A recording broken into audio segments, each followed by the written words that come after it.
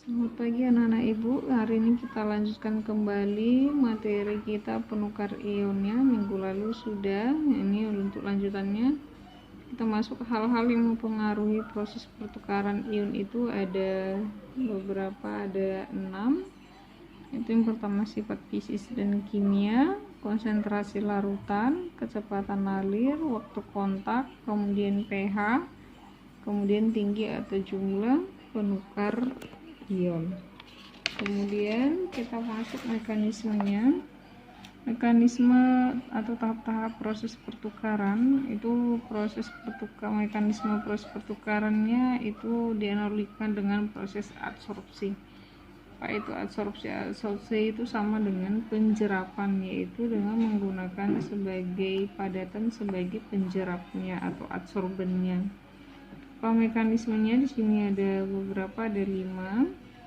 Nah, kemudian masuk alat proses pertukaran ion itu. Nah, di sini ada prosesnya itu ada 2, proses batch, ada proses kontinu. Proses batch itu adalah proses produksi yang tidak berlangsung kontinu. Nah, proses batch itu biasanya alatnya menggunakan tangki berpengaduk. Sedangkan yang kontinu itu adalah menggunakan 2 alat, yaitu fixed bed atau fluidized bed. Fixed bed itu reaktor menggunakan katalis padat yang diam dan zat reaksinya berupa fase gas. Sedangkan fluidized bed itu adalah disebut juga dengan reaktor unggun berfluida. Jenis reaktor ini biasa digunakan untuk mereaksikan bahan dalam keadaan banyak fase. Nah, fluida yang digunakan biasa cairan atau gas yang dialirkan melalui katalis padatan atau berbentuk butiran-butiran kecil. Nah, untuk proses pertukaran ion secara batch atau kontinu, nah di sini nanti bisa kamu baca seperti apa saja. Nah, ini ada gambarnya. Nah, jika proses akan dilakukan secara kontinu, alat yang umum digunakan adalah model fixed bed atau fluidized bed. Apa perbedaan fixed bed atau fluidized bed? Kalau fixed bed itu dia biasanya penukar ionnya itu dalam keadaan diam. Nah, contohnya itu di alat fixed bed itu yang ini adalah resinnya. Resin ini dalam posisi keadaan diam, tidak ada gerakan di situ. Sedangkan fluidized bed itu dia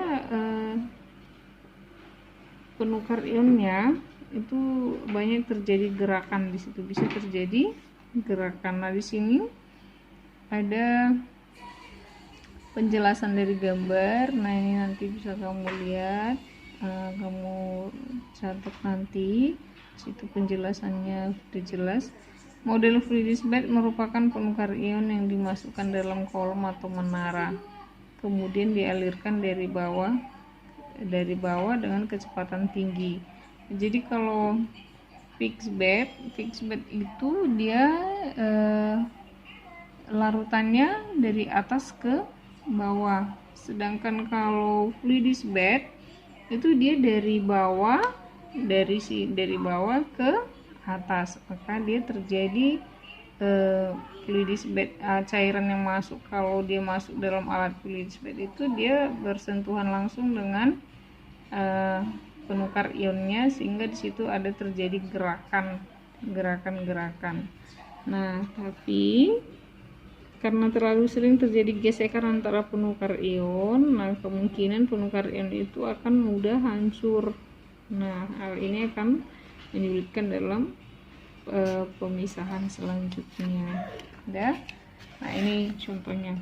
Ini perbedaannya. Kalau fluidized bed tadi, ini seperti yang saya bilang, dia di sini terjadi gerakan-gerakan. Sedangkan fixed bed itu dia penukar ionnya diam, sedangkan di sini penukar ionnya itu banyak gerakan. Cara pengoperasian alat penukar ion. Nah, di sini ada yang kita bahas itu adalah fixed bed. Fixed bed ini biasa digunakan pada proses pelunakan atau softening. Proses pertukaran kation dapat dilihat pada gambar. Proses di atas menggunakan digunakan air umpan boiler. Setelah difiltrasi, Ini masuk ke dalam penukar kation untuk menghilangkan ion kalsium dan magnesium atau untuk mengurangi kesadahan airnya ya. Kemudian pada alat penukar ion itu ada dua jenis fixed bed yang digunakan, yaitu kolom ganda dan kolom campuran. Yang seperti apa kolom ganda? Kolom ganda itu, ini kolom ganda itu dia dipisahkan penukar kationnya dan penukar anionnya. Nah, lihat ini gambar. Ini kation. Degasifier ini adalah alat yang digunakan untuk mengontakkan air dengan udara, kemudian penukar anionnya. Nah, di sini air yang masuk ke dalam kation, masuk dulu ke kation, kemudian nanti di sini terjadi pertukaran ion. Kemudian reaksi yang terjadi, lihat ini kationnya, ini kesadahan airnya.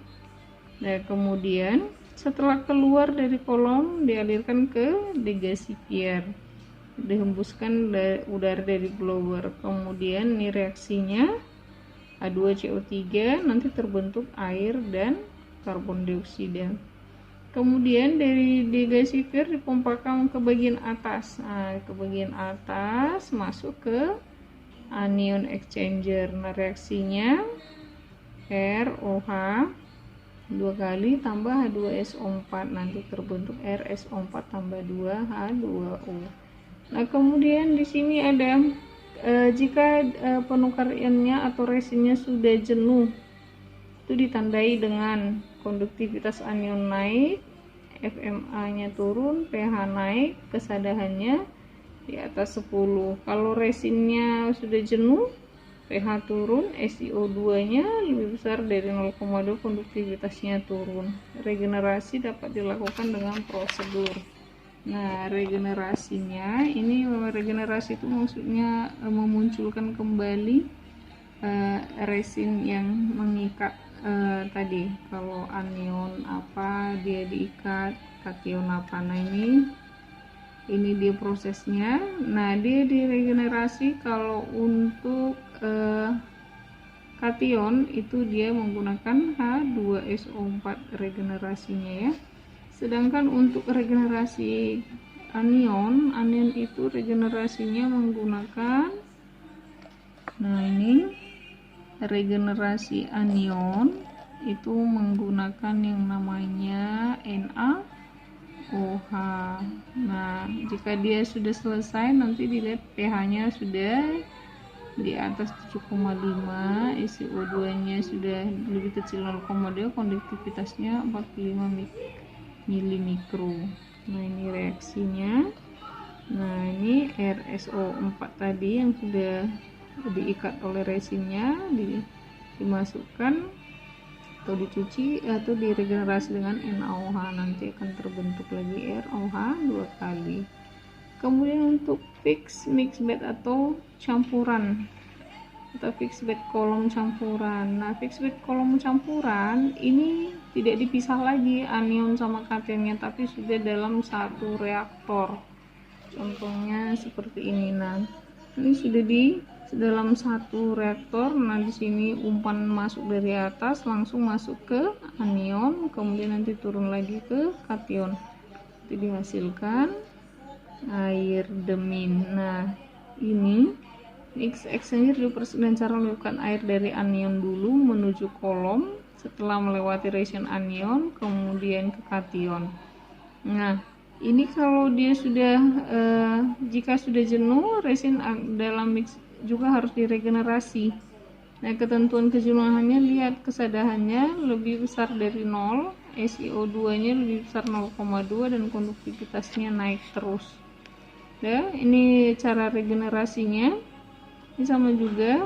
Nah, untuk resin anion itu nanti diregenerasi dengan menambahkan NaOH ya, kemudian dicuci.